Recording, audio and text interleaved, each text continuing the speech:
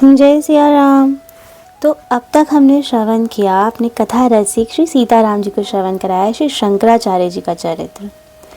आद्य गुरु श्री शंकराचार्य जी, जिन्होंने सनातन धर्म को बचाया, जिनके कारण आज सनातन धर्म इस स्वरूप में जीवित है। तो अब तक हमने सुना कि किस तरह शंकराचार्य जी ने माँ को विवश किया अपनी लीला के द्वारा कि माँ उन्हें संन्यास की आज्ञा दी, और माँ ने भी उनसे एक वचन भरवाया। उनका प्रेम अनुरोध था कि पुत्र, बस आप मेरे अंतिम समय पे यहाँ होइएगा, मेरी अंत्येष्टि क्रिया आप ही कीजिएगा। और शंकराचार्य जी ने उन्हें ये वचन दिया कि अवश्य अंतिम समय में आपके दर्शन करने अवश्य आऊँगा। अब श्री शंकराचार्य जी, जो अभी शंकर ही थे, वे गए आगे और गुरु जी की तलाश करने। जाते हुए नर्मदा नदी के तट पर पहुँचे और वहाँ निवास करने वाले श्री गोविंद भगवत पादाचार्य जी से विधि पूर्वक संन्यास दीक्षा ली। इनकी तो शंकराचार्य स्वयं शंकर जी के अवतार थे, तो इन्हें तो प्रेरणा थी ही कि हमारे गुरु जी कौन होंगे। और वहाँ श्री शंकर जी ने भी इनके लिए उन गुरु जी को पहले से बोल रखा था कि आप थोड़ी प्रतीक्षा कीजिए, अन्यथा वे समाधिस्थ होना चाहते थे। वे अब ठाकुर जी के पास जाना चाहते थे, परंतु शंकर जी की आज्ञा से उन्होंने शंकराचार्य जी का वेट किया कि इन्हें दीक्षा देकर फिर ठाकुर जी की ओर प्रस्थान करेंगे, और विधि पूर्वक इन्होंने संन्यास दीक्षा ग्रहण की। बहुत कम समय के लिए गुरु जी की सन्निधि में रहे ये, और फिर गुरु जी ने इन्हें आज्ञा दी कि आप काशी में जाएं और आगे की अपनी शिक्षा वहीं से प्राप्त करें। अब ये काशी की ओर प्रस्थान किया और गुरु जी की आज्ञा अनुसार इन्होंने वहाँ वेदांत सूत्रों की रचना की, उन पर भाष्य लिखे। वेदांत के भाष्य केवल 12 वर्ष की आयु में इन्होंने लिखना प्रारंभ किया और 3-4 वर्ष में वे पूर्ण हुए। अब इनकी इतनी विद्वत्ता देखकर वहाँ के तो जो बड़े बड़े धुरंधर विद्वान थे, वे इनके शिष्य बनने लगे। एक समय की बात है, एक बार भगवान वेद व्यास जी एक वयोवृद्ध ब्राह्मण बनकर आए और इनसे कुछ विचार विमर्श करने लगे इन्हीं सूत्रों के विषय में। अब वो विचार विमर्श बढ़ते बढ़ते शास्त्रार्थ का रूप ले लिया, और 8 दिन तक लगातार श्री गंगा जी के तट पर, ये मणिकर्णिका घाट पे रहते थे, वहीं पे इनकी अब ये शास्त्रार्थ 8 दिनों तक चला। अब तो वे स्वयं वेद व्यास जी थे, परंतु ब्राह्मण के स्वरूप में थे, और ये स्वयं शंकर जी, तो अब वो इनकी परीक्षा लेने ही आए थे। अब तो वो चर्चा शास्त्रार्थ का रूप ले गई और कोई हारे ही ना। तो अब तो शंकराचार्य जी को लगा कि अब ये मेन विषय से हटकर इधर उधर की बातों में ज़्यादा समय बर्बाद कर रहे हैं, खुद भी उलझ रहे हैं वाद विवाद में और मुझे भी उलझा रहे हैं। तो इन्होंने अपने प्रथम शिष्य, इनके जो सबसे पहले शिष्य थे, वो चोल देश के सनंदन जी थे, जो नरसिंह भगवान के उपासक थे, और इनको देखते ही वो इनके चरणाश्रित हो गए, और शंकराचार्य जी ने उनका नाम रखा था श्री पद्माचार्य जी। तो पद्माचार्य जी इनके पास थे। इन्होंने पद्माचार्य जी से कहा कि इस ब्राह्मण को हटाओ यहाँ से, ये व्यर्थ के वार्तालाप कर रहा है, वाद विवाद कर रहा है। तो अब पद्माचार्य जी गए उनके पास, वे भी बहुत उच्च कोटि के सिद्ध संत थे। तो उन्होंने इन्हें देखा और समझ लिया कि ये तो वेद व्यास जी हैं। तब उन्होंने कहा, शंकर शंकर साक्षात व्यासो नारायण स्वयं, तयोर विवादे संप्राप्ते न जाने किम करो। अर्थात कि श्री शंकराचार्य जी साक्षात शंकर भगवान है और श्री व्यास जी साक्षात नारायण भगवान है। अब इनके विवाद में हमारी समझ में नहीं आता कि क्या करें। यह सुनकर श्री व्यास जी प्रसन्न हुए और प्रकट दर्शन दिए, और श्री शंकराचार्य जी के वेदांत भाष्य की बहुत प्रशंसा कर कर अंतर्ध्यान हो गए। अब श्री शंकराचार्य जी केवल शंकर भगवान की उपासना करते थे, शक्ति की उपासना नहीं करते थे। केवल शंकर जी का नाम जप, उनकी उपासना। शिव जी के दर्शन तो करते थे, विश्वनाथ के दर्शन करते थे, पर माता अन्नपूर्णा के दर्शन नहीं करते थे। तो अब माता पार्वती जी ने शंकर जी से कहा कि ये कैसे भक्त हैं आपके, जो शक्ति को ही नहीं मानते। ऐसा भेद तो नहीं होना चाहिए, इन्हें तो अधूरा ज्ञान रह जाएगा ऐसे। तो माता ने एक लीला की। एक बार माता ने इन्हें दर्शन दिए। एक युवती स्त्री के रूप में वे आई और जहाँ ये से आ रहे थे वहीं रास्ते में अपने पति के मृतदेह के साथ वे युवती बैठी हुई थी। अब शंकराचार्य जी युवती की ओर नहीं देखते थे, स्त्रियों की ओर नहीं देखते थे, केवल अपनी माता को ही देखा था।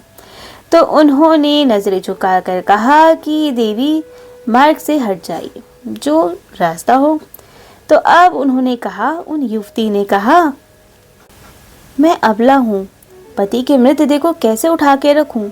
तो आप इस देह को ही बोल दीजिए कि एक और हो जाओ। अब शंकराचार्य जी ने कहा कि ये तो शक्तिहीन है, ये मेरी आज्ञा कैसे मानेगा? तब तो उन युवती ने, जो माता पार्वती ही थी, उन्होंने इन्हें उपदेश दिया और कहा, अरे आपको शक्ति का ध्यान कैसे आ गया आज? आप तो केवल पर भ्रम को मानते हैं, भ्रम को ही सदा मानते हैं कि वे ही सब करते हैं, हर जगह वे ही हैं। तो अब शक्ति की याद कैसे आई? उन्होंने इन्हें युगल उपासना का उपदेश दिया। उन्होंने समझाया कि शक्ति के बिना तो शिव भी शव हैं। यदि शिव में से शक्ति की मात्रा ई हटा दी जाए तो वे भी शव है। तो युगल उपासना की इम्पोर्टेंस है। तब तो जैसे ही उन्होंने ये बातें कही तो उन्होंने दृष्टि उठा के देखा कि ये कौन है जो ऐसी बातें कर रही है। दृष्टि उठाते ही तो देखते ना वहाँ कोई युवती, ना वहाँ कोई शव।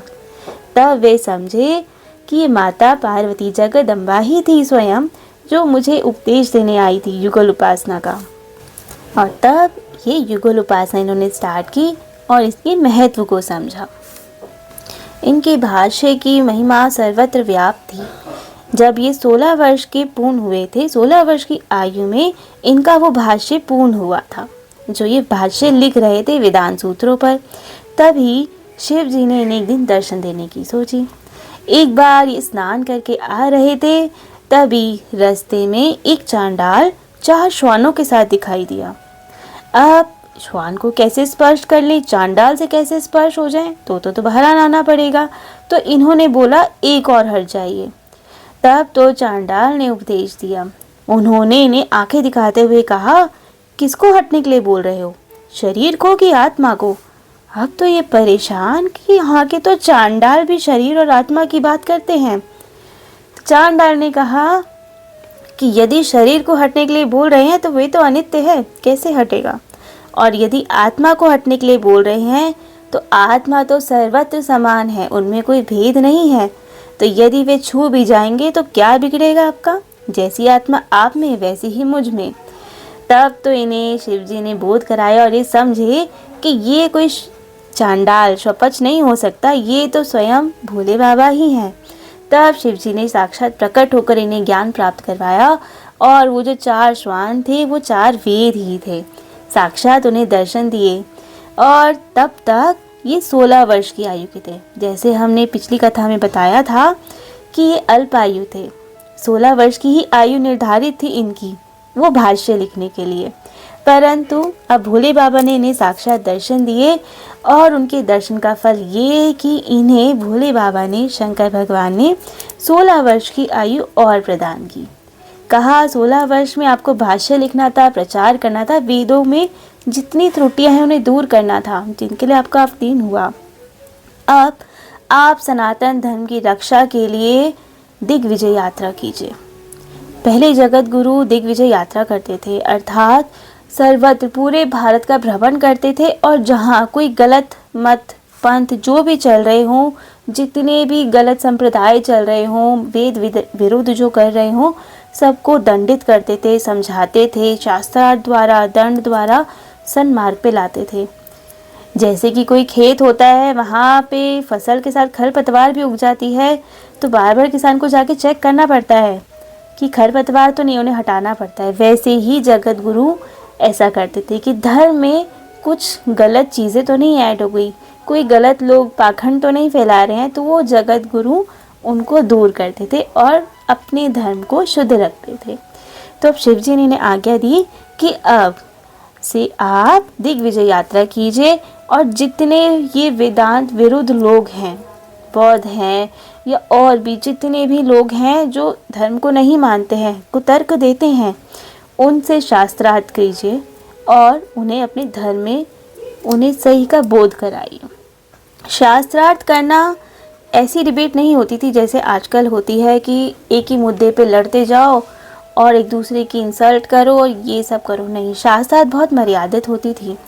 एक विषय होता था जिसमें बहुत ही वैदिक शास्त्रों से संबंधित बात की जाती थी पूरे प्रमाण के साथ और अपने मत को सही सिद्ध किया जाता था पूरी मर्यादा के साथ। और दूसरा जना उससे इंसल्ट फील ना करके शंकराचार्य जी की शरण में आ जाता था। जब उनके पंथ को स्वीकार करता था तो कोई विरोधाभास नहीं था, बहुत अच्छे से उन्हें समझाया जाता था और वे फिर इनकी शरणागत हो जाते थे। तो अब शंकराचार्य जी ने उनकी आज्ञा का पालन किया और शंकराचार्य जी अपने अनेक शिष्यों के साथ, सभी शिष्यों के साथ दिग्विजय यात्रा के लिए निकले। सबसे पहले शंकराचार्य जी गए उत्तराखंड की ओर।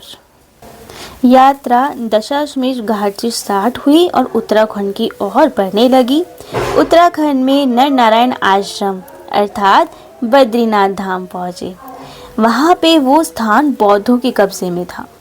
एक कथा के अनुसार वहाँ पे जो श्री विग्रह हैं, बद्री नारायण जी के जो साक्षात विग्रह हैं, स्वयं प्रकट हैं।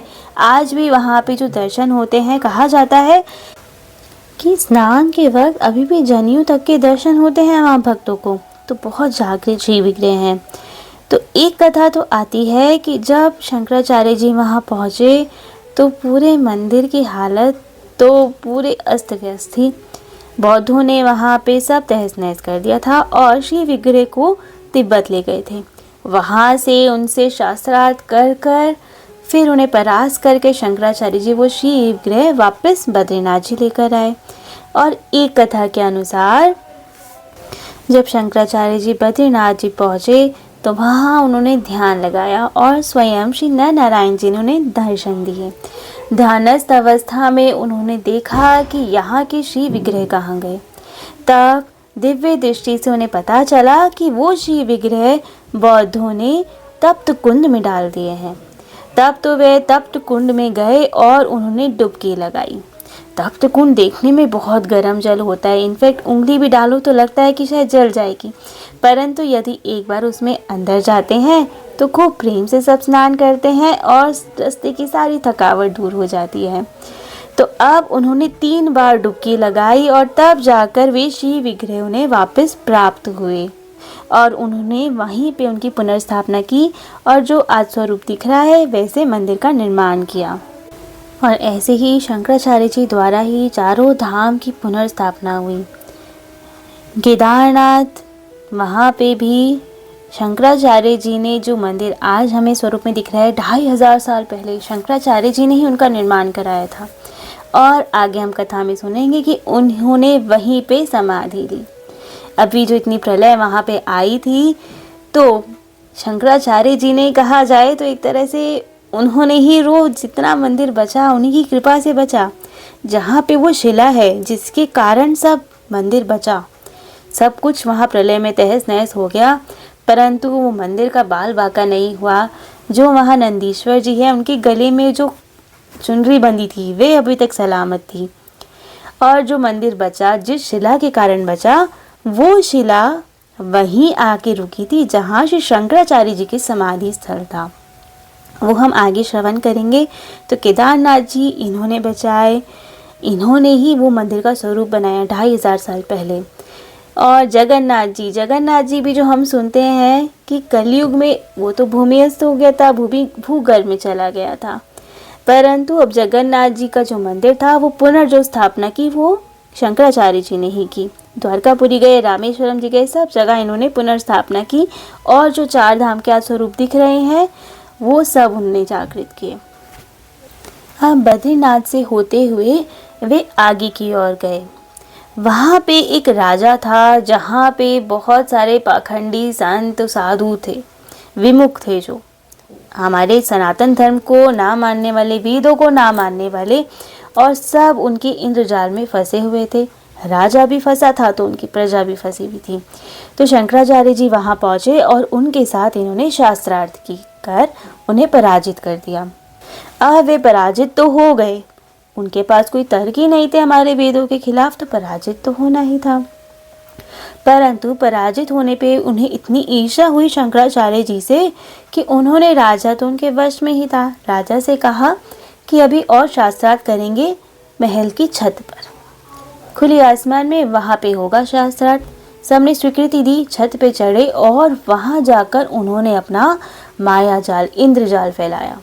राजा को ऐसा दिखा कि सर्वत्र चारों ओर बाढ़ आ गई, जल बढ़ता ही जा रहा है।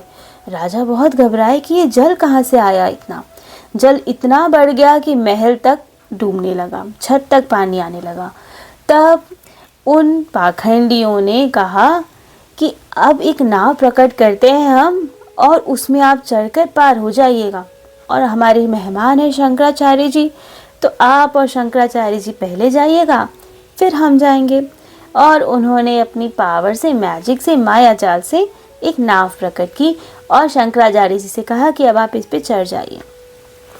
परंतु शंकराचार्य जी कहाँ इंद्रजाल में फंसने वाले थे, वे सब उनकी चाल समझ गए कि ये माया जाल है। उन्होंने राजा को कहा, नहीं ना आप इसमें चढ़े ना हमें फोर्स करें, तो अब आप इन्हें बोलिए कि पहले ये चढ़ के जाएं और उसके बाद हम अपनी रक्षा करेंगे। राजा उनसे बहुत प्रभावित हुए शंकराचार्य जी से, क्योंकि वो शास्त्रार्थ में विजय हुए थे। तो राजा ने कहा, उचित कह रहे हैं आप। तो उन्होंने उन्हें आज्ञा दी पाखंडियों को कि पहले आप इस पे चढ़े, और जबरदस्ती उन्हें नाव पे चढ़ा दिया। अब तो वो सब माया जालकृत ही था, तो नाव पे उनके चरण रखते ही अब ना वहाँ कोई पानी था ना कोई नाव, वे तो महल की छत से नीचे गिर पड़े और टुकड़े टुकड़े होकर उनका देहांत हो गया। सर्वत्र श्री शंकराचार्य जी की जय जयकार हुई। राजा उनकी शरणागत हुआ और राजा के साथ साथ पूरी प्रजा ने सनातन धर्म को माना और सब उनके शरणागत हो गए। वहां से विजय प्राप्त कर अब शंकराचार्य जी आगे की ओर गए और सर्वत्र उन्होंने हर जगह सनातन धर्म का खूब प्रचार प्रसार किया। उत्तराखंड से होते आते हुए अब वे आए कुंभ। कुंभ का समय था तो वे कुंभ में आए। कुंभ में तो बहुत सारे विद्वान, ज्ञानी, साधु, संत सभी आते हैं। तो इसीलिए यदि कोई कुंभ में शास्त्रार्थ में विजय हो जाए तो वो विश्व विजय माना जाएगा। तो अब शंकराचार्य जी पधारे कुंभ में, और वहाँ जो सर्वसम्मत से सबसे बड़े विद्वान थे कुमारिल भट्ट जी, उनसे शास्त्रार्थ की याचना की। सबने उन्हें कहा कि आप इनसे शास्त्रार्थ कीजिए, यदि आप इनसे विजय पत्र ले लेंगे तो हम सब भी विजय पत्र लिख देंगे, हम स्वीकार करेंगे कि आपका मत सर्वोपरि है। परंतु कुमारिल भट्ट जी ने कहा कि मैं वृद्ध हो चुका हूँ, मैं शास्त्रार्थ नहीं करना चाहता, आप मेरे शिष्य मंडन मिश्र जी से शास्त्रार्थ कीजिए, यदि वे हार जाएं, परास्त हो जाए, तो हम भी अपनी पराजय स्वीकार करेंगे। मंडन मिश्र जी कुंभ में नहीं आए थे, वे कहीं और रहते थे। तो उन्होंने, शंकराचार्य जी ने स्वीकार किया कि उचित है, अब मंडन मिश्र जी से ही शास्त्रार्थ होगा और फिर सर्वसम्मत सनातन धर्म की त्रुटियों को दूर किया जाएगा। शंकराचार्य जी शास्त्रार्थ केवल अपनी विजय के लिए नहीं करते थे, उन्हें प्रसिद्धि नहीं चाहिए थी, उन्हें तो उनका जो अवतार था वे केवल शास्त्रों में, वेदों में आई हुई भ्रांतियों को, त्रुटियों को दूर करना था। जो लोगों के मन में खराब भाव आ गए थे, अर्थ का अनर्थ करने लगे थे, उनको दूर करना और वैदिक सनातन धर्म की ध्वजा को फहराना उनका एकमात्र उद्देश्य था, इसलिए वे शास्त्रार्थ करते थे। तो अब शंकराचार्य जी उनके साथ कैसे शास्त्रार्थ करते हैं और कौन जीतता है, किसकी पराजय होती है, ये सब हम कल श्रवण करेंगे। आज के लिए इतना ही। जय जय श्री सीताराम।